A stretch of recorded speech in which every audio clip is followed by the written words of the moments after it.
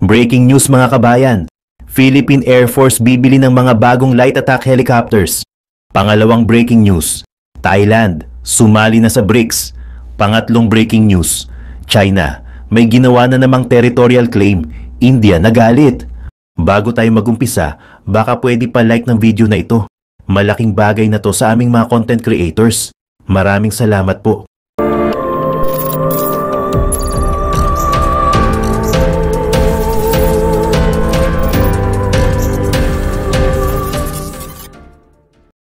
Ang newly created Heian County ng China ay nag-encompass sa malaking parte ng isang 38,000 square kilometer area na ayon sa India, illegal umanong inuokupa ito ng China sa Aksai Chin.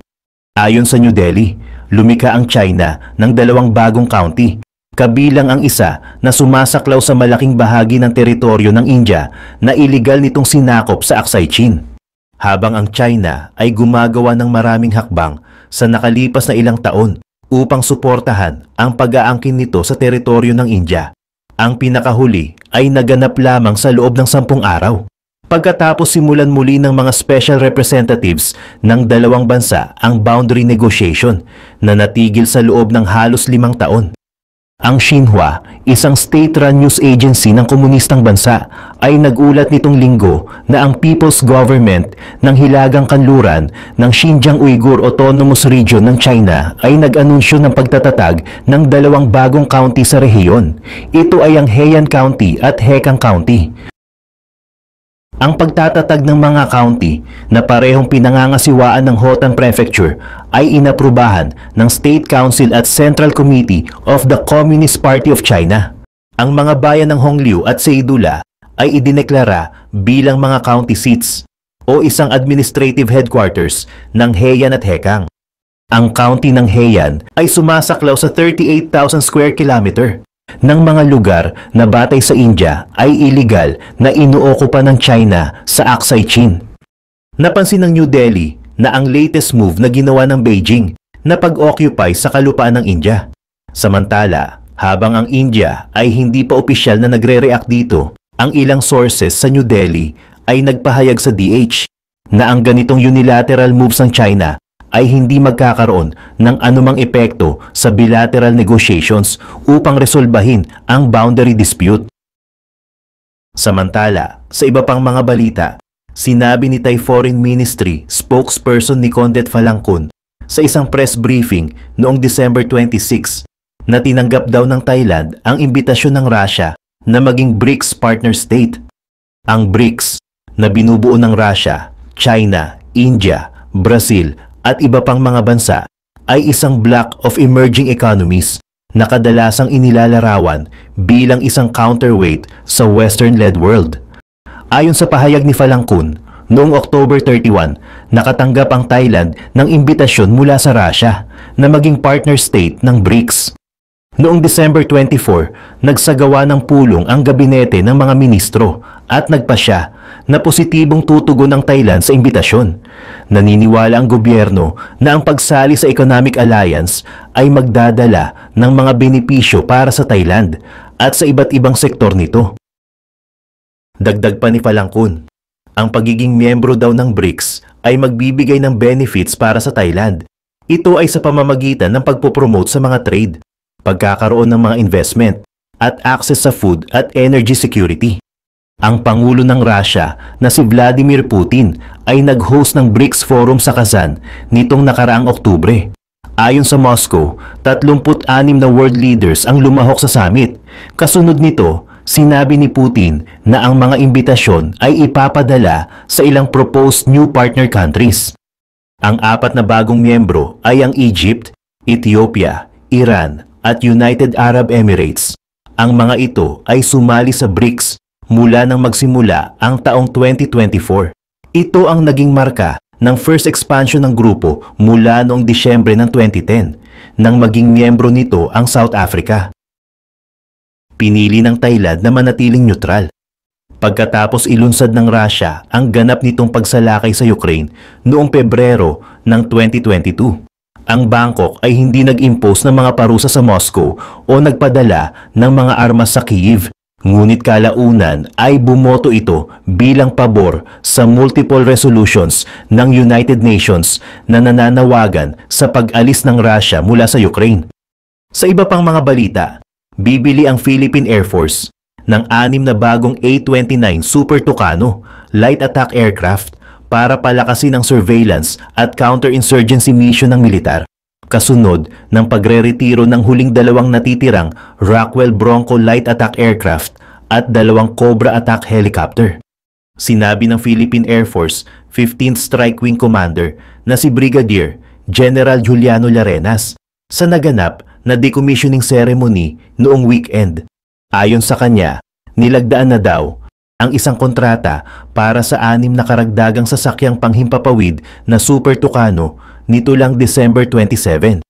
Sinabi din niya na sana ay mailabas na ang notice tungkol dito nang sa gayon ay makapag-proceed na sila. Ang Embraer SA ng Brazil ay nakapag-deliver na ng naunang batch ng mga Super Tucano aircraft. 6 ang bilang ng first batch. Ang mga ito ay para sa Philippine Air Force at nagkakahalaga ng halos 4.7 billion pesos noong 2020. Ngunit sa kabila ng mga additional aircraft ng Philippine Air Force, malayo pa ito sa muling pag-abot ng titulo bilang pinakamahusay sa ASEAN region. Sa paglipas ng mga taon, ang mga air asset ng bansa ay nababawasan at walang nagiging replacement sa mga ito gawa ng mga problema sa pondo at mga painstaking process na kinasasangkutan ng military modernization program ng bansa. Sa unang pagkakataon sa loob ng mahigit 2 taon, ang Ukraine ay nakikipaglaban sa Russia, pero this time sa teritoryo na mismo ng Russia at hindi sa sarili nilang bansa. Ito ay malaking bagay at pwedeng baguhin ng lahat. Isang malaking linya ang nalampasan at ngayon si Putin ay kailangang harapin ang posibilidad ng mas malawak pang pag-atake. Ang digmaang siya ang nagsimula ay hindi lang kumatok sa pinto ng kanilang bansa. Binuksan na nito ang pinto at sinira ang sala. Noong Agosto 6, 2024, sinira ng Ukraine ang mahihinang depensa ng Russia. Nagbago na ang mga patakaran ng digmaan. Pero ano nga bang nangyari? Paano umusad ang paglusob ng Ukraine sa teritoryo ng Russia simula nang ito'y magsimula? Paano naman rumeresponde ang Russia? At ang pinakaimportante, ito na ba ang simula ng katapusan ng digmaan ni Putin? Narito ang ating mga eksperto sa militar para pag-usapan ito. Magsisimula tayo sa kung ano ang alam natin. Ang mga unang ulat ng paglusob ng Ukraine ay naghanap ng impormasyon. The Guardian, isa sa mga leading newspapers ng UK, ay isa sa mga unang nagbigay ng detalye, habang merong isang ulat mula sa isang Russian military blogger. Sinabi ng blogger na nabasag ng Ukraine ang depensa ng Russia at nakapasok na ng hanggang 9 milya sa Kursk region at patuloy pa silang umaabante. Ang initial report na ito na lumabas isang araw matapos magsimula ang paglusob ng Ukraine ay nagsabi rin na sinubukan ng Russia na maglunsad ng agarang pagtugon. Sinabi ng blogger na gumamit ang Russia ng kombinasyon ng aerial at missile strikes kasama na ang artillery fire para mapatay ang halos 260 na sundalo ng Ukraine at sirain ang 50 kanilang armored vehicles. Pero gaano katotoo ang mga pahayag na ito ay hindi pa natutukoy. Kahit natotoo man ang mga ito, tila hindi napigilan ng Russian strikes ang patuloy na pag-abante ng Ukrainian forces. Le Monde, isang French news website, ay naglabas din ng ulat noong Agosto 8 kung saan binigyan nito ng mas maraming detalye ang tungkol sa mga puwersa ng Ukraine na pumasok sa Kursk. Sinabi nito na humigit kumulang ilang daang sundalo ng Ukraine ang tumawid sa border, dala ang hindi bababa sa 10 tangke at halos 20 armored vehicles para bombahin ang ilang maliliit na bayan sa Kursk. Ang Sudsa ang isa sa mga pangunahing target. Tinamaan ito ng mga missiles at drone attacks na nagresulta ng hindi bababa sa 5 patay. Mahigit 30 ang nasugatan at isang state of emergency ang idineklara na nagtulak sa mga mamamayan na lumikas. Sinabi rin ng Le Monde na ang unang paglusob na ilang daang sundalo lamang ay maaaring simula pa lang dahil mahigit 2,000 Ukrainian troops ang naipon sa kanilang side ng border bago ilunsad ang pag-atake. Inulit ng French news site ang pahayag ng Guardian na umabot na sa 9 milya ang inabante ng Ukraine sa loob ng teritoryo ng Russia habang dinadagdag ang ilang detalye. Ang paglusob ng Ukraine ay nagresulta sa pagkontrol nila ng humigit kumulang 20 nayon kasama na ang Sudza gas station. Ang Sudza gas station ay ginagamit ng Russia para mag-transport ng natural gas papunta sa natitirang bahagi ng Europe. Sa pagkontrol ng Ukraine sa station na ito at sa mga pipelines na nagpapakain dito at papunta rito, pinapahirapan nila ang Russia na ipagpatuloy ang negosyo nito sa ibang European countries. Bukod dito, dahil ang station ay nagpapadala rin ng gas papunta sa Ukraine, posibleng kontrolin ng Ukraine ang daloy ng mahalagang resources papunta sa kanilang sariling teritoryo. Dito, naging malinaw na ang paglusob ng Ukraine ay hindi lang isang simpleng pag-atake. Sa halip na pumasok lang sandali sa Russia para maghasik ng kaguluhan bago umatras pabalik sa kanilang border, kinukuha ng Ukraine ang mga teritoryo at umaabante gamit ang maliit na contingent ng mga sundalo para ipadala ang mensahe kay Putin. Kaya rin naming pumasok sa teritoryo mo at maglunsad ng digmaan, katulad ng ginawa mo sa amin. Nag-umpisa nang lumabas ang mga live trackers, kasama na ang isa sa pinakadetaladong inilunsad ng Sky News noong Agosto 9. Nag-ulat ito ng mga aksyon ng Ukraine at ang epekto nito. Nakakaintriga, ang araw na iyon ay nagdala ng balita ng isang hindi gaanong naiulat na pangalawang pag-atake ng Ukraine sa teritoryo ng Russia. Isang malawakang drone attack ang naganap sa Lipetsk region ng Russia na nagdulot ng pagkaantala sa mga supply ng kuryente, nagdulot ng pagsabog at nasugatan ang 9 na tao. Isang reinforcement ng mensahe ng Ukraine na handa na silang atakihin ang Russia sa loob ng Russia mismo ay nagdala rin ng balita ng karagdagang pag-abante.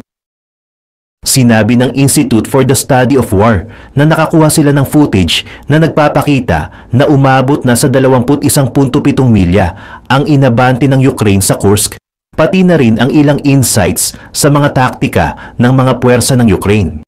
Ang ilang daang sundalo na tumawid ng border ay naghiwa-hiwalay sa maliliit na grupo ng armored units na dumadaan sa mga fortifications ng Russia at direktang nakikipag-engage sa mga sundalo bago umatras. Sa halip na mag-consolidate ng kontrol sa mga advances na ito, ang mga armored groups ay lilipat naman sa ibang fortifications, kaya't nagsisimula ng kalituhan sa mga hanay ng Russian soldiers. Ang maliliit na grupo ay umaatake at umaalis, lumilipat sa susunod na target. Ito ay isang epektibong disorientation tactic na nagpapakalat sa mga puwersa ng Russia habang sila'y pinahihirapan at inaatake ng iba pang grupo. Sa araw ding iyon, lumabas ang unang mga akusasyon ng pakikialam ng kanluran. Isang senior Kremlin official ang nagsabing ang UK ay kasangkot sa paglusob ng Ukraine. Isang miyembro ng State Duma, si Adal Bishagachev, ang nagsabi na Britain participated in all such sorties. English was heard. Walang opisyal na kumpirmasyon nito na marahil ay nakabatay sa pagpapahintulot ng UK noong Mayo 2024 na gamitin ng Ukraine ang mga armas na ibinigay nila kahit sa teritoryo ng Russia. Muli, napaka-imposible na may mga British soldiers na nagtatrabaho kasama ang Ukraine sa Russia, pero pinatibay ng mga pahayag na ito ang kalituhan na nagawa ng Ukraine sa pamamagitan ng mga ganitong atake. Nag-umpisa na ring lumabas ang mga larawan mula sa paglusob. Kabilang dito ang mga litrato ng isang winasak na convoy ng mga Russian armored vehicles na sinabi ng monitoring group na Deep State na sinira ng Ukraine ang 13 sa mga sasakyan sa isang strike. Habang nagpapatuloy ito, ang Ministry of Defense ng Russia ay nagsasabing patuloy silang nagtataboy sa paglusob ng Ukraine kahit na malinaw na mas lalo pang umaabot ang Ukraine sa loob ng Kursk. Noong Agosto 11, nagkaroon ng opisyal na pagkilala sa paglusob mula kay Ukrainian President Volodymyr Zelensky. Sa unang 5 araw ng pag-atake, nanatiling tahimik si Zelensky. Marahil ay tumatanggap ng mga tawag mula sa mga kanlurang kaalyado ng Ukraine. Nagtatanong tungkol sa paglusob at layunin nito. Maaaring nanatili siyang tahimik para matukoy ang reaksyon mula sa international community at sa Russia mismo. Sa wakas, tila kinumpirma niya ang kanyang pag-apruba sa paglusob na nagsasabing Ukraine is proving that it can indeed restore justice and ensure the necessary pressure on the aggressor. Isang malinaw na dahilan sa paglusob ng Ukraine. Binibigyan nito ang Ukraine ng pagkakataon na dagdagan ang pressure sa Russia at posibleng makakuha ng mas malaking bargaining power sa negosasyon sa hinaharap. Noong Agosto 11, nagkaroon ulit ng mga atake ang Ukraine. Sinabi ng Russia na nakapagpabagsak sila ng 14 na Ukrainian drones, kasama na ang 4 na Toshka-U ballistic missiles sa Kursk region. Pero hindi nakamit ng Russia ang shutout. Sinabi ng mga opisyal sa Kursk na nasugatan ng 13 tao matapos tamaan ng Ukrainian missile ang isang siyam na palapag na gusali. Nagdala rin ang araw na iyon ng balita na nagpapadala ang Belarus ng mga sundalo sa border na katabi ng Ukraine, marahil bilang isang pang-deterrent para siguraduhing hindi magkaideya ang Ukraine na maglunsad ng katulad na paglusob sa teritoryo ng isa sa mga pangunahing kaalyado ng Russia. Nag-umpisa na rin kumalat ang mga ulat sa Ukrainian media na ang mga puwersa ng bansa ay pumasok na sa Belgorod region na matatagpuan sa hilaga ng Kharkiv, isang rehiyon ng Ukraine na nakaranas ng matinding labanan mula noong kalagitnaan ng 2024. Ang Belgorod ay magre-representa ng pagpapalawak ng paglusob ng Ukraine para isama ang ilang rehiyon ng Russia. Isang video ng 5 sundalo ng Ukraine ang lumabas. Lahat ay nakatayo sa labas ng isang gusali sa Belgorod na naghatid ng mensaheng ito. I wish you health. The 252nd Battalion is in the village of Pirozh, Belgorod Oblast. Glory to Ukraine. Ang village na ito ay 25 milya mula sa Ukrainian border, bagamat hindi pa malinaw kung kailan eksaktong kinunan ang video na ito o kung ito ba ay bahagi ng Kursk invasion. Kahit papaano, ito ay isang damaging propaganda na naglalayon sa Russia. Pinapakita nito na kayang atakihin ng Ukraine ang maraming target sa Russian soil ng sabay-sabay. Sumunod ang balita ng mas marami pang ulat sa bandang hapon na nagsabing 4 na tao ang nasugatan sa shelling ng isang maliit na bayan sa Belgorod. Lumalawak na ang paglusob ng Ukraine. Sa puntong ito, ang tugon ng Russia ay lumipat na sa isang pagkagalit. Ang kanilang Ministry of Defense ay tinawag ang Kursk invasion na barbaric at nagsabing wala itong militaristic na layunin. Siyempre, ang tugon na ito ay hindi kinikilala ang katotohanan na ganito rin ang masasabi sa special military operation ni Putin, na naging dahilan para kontrolin ng Russia ang humigit kumulang 38,600 na raang square miles ng teritoryo ng Ukraine. Ang Russian Red Cross ay nagsimula na ring mag-evacuate ng mga tao mula sa Kursk region na nagsasabing nakatanggap sila ng 3,000 tawag sa loob ng wala pang isang araw matapos ang paglusob ng Ukraine. Nagpataw din ang Russia ng tinatawag nilang counter-terror operation sa mga border regions ng Kursk, Bryansk at Belgorod, bagamat walang malinaw na detalye kung ano ang laman ng operasyong ito. Tinapos ni Zelensky ang araw na iyon sa pamamagitan ng karagdagang pag-justify sa paglusob ng Ukraine. Artillery, mortars, drones, sabi ni Zelensky. Nire-record din namin ang bawat missile strike at bawat isa ay nararapat na tumbasan ng patas na tugon. Dagdag pa niya habang ipinapaliwanag kung bakit inatake ng Ukraine ang Kursk. Ayon kay Zelensky, ang rehiyong ito ang responsable sa halos 2,000 cross-border strikes laban sa Ukraine noong summer. Pero ang pinaka-importanting balita noong Agosto 11 ay ang pagpadala pa ng mas maraming sundalo ng Ukraine papunta sa Kursk. Ayon sa Sky News, umaabot na sa 6,000 na Ukrainian soldiers ang maaaring tumawid sa border, hinahati ang kanilang atensyon sa pagitan ng Kursk at Belgorod. Ibig sabihin, nabigo ang Russia na palakasin ang depensa sa nabasag na frontline at seryosong sinisikap ng Ukraine na kunin at panatilihin ang teritoryo ng Russia.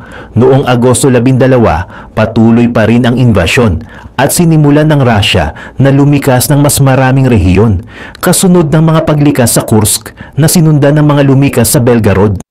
Hindi malinaw kung gaano kalawak ang evacuation. Pero ang balita ay nagmula kay Vyacheslav Gladkov, ang leader ng rehiyon.